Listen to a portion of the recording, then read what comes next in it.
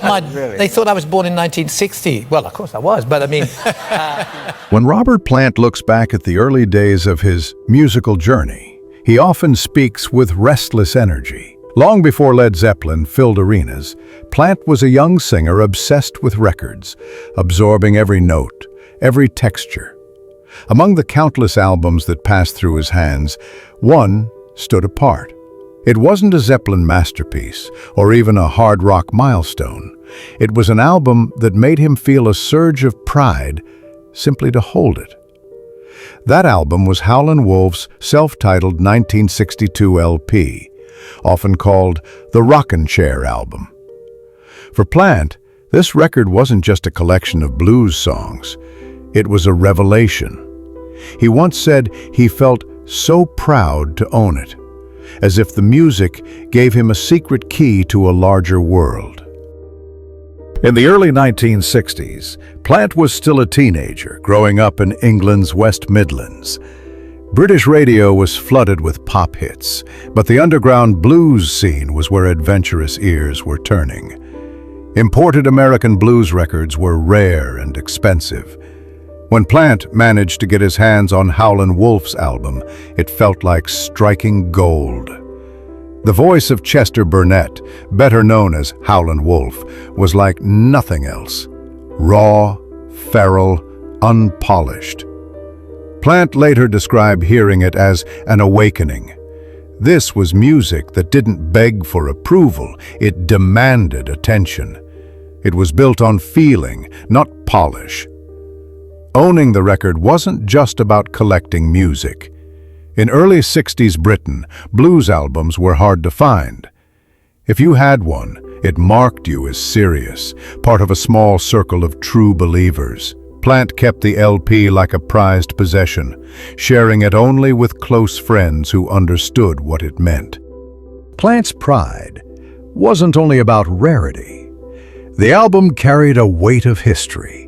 Songs like Spoonful, Little Baby, and Goin' Down Slow were steeped in the Mississippi Delta tradition, but pushed forward with Chicago electric grit. The Wolf's deep growl, Willie Dixon's songwriting, the hypnotic grooves, they set a template for British blues rock. When Led Zeppelin formed in 1968, those lessons came roaring back. Listen to early Zeppelin cuts like You Shook Me or How Many More Times, and the influence is unmistakable. Plant's vocal wails, the band's heavy swing, the call and response between voice and guitar, all traced directly to Howlin Wolf. Plant often said that Zeppelin's power wasn't just volume. It was the emotional force he first felt from blues records. The Rockin Chair Album taught him how to stretch a note until it ached, how to inhabit a lyric rather than simply sing it. As Zeppelin rose to global fame, Plant's record collection only grew. Yet, the pride he felt for that Howlin Wolf LP never faded. It reminded him of the kid he once was, dreaming big in a small English town, saving every spare coin for imported vinyl. Owning it connected him to a lineage of music far older and deeper than the rock scene exploding around him. Even after Zeppelin's breakup and his varied solo career, Plant continued to champion the blues. Collaborations with artists like Alison Krauss and his explorations of folk and Americana all circle back to that early revelation. The Rockin Chair Album wasn't a relic. It was a foundation. When Plant spoke in interviews about feeling so proud of owning the record, it wasn't simple fan talk.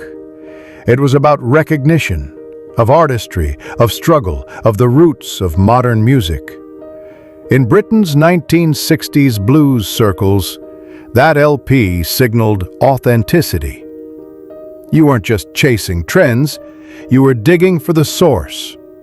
For Plant, it also symbolized independence. Before the fame, before the tours, before the mythology of Led Zeppelin, he had already chosen his path. That album confirmed it. Today, More than 60 years after its release, Howlin Wolf's Rockin Chair Album still echoes through rock history. Countless musicians credit it as a blueprint. But for Robert Plant, the connection is personal and lifelong. He has played stadiums, sold millions of records, and reshaped rock music itself.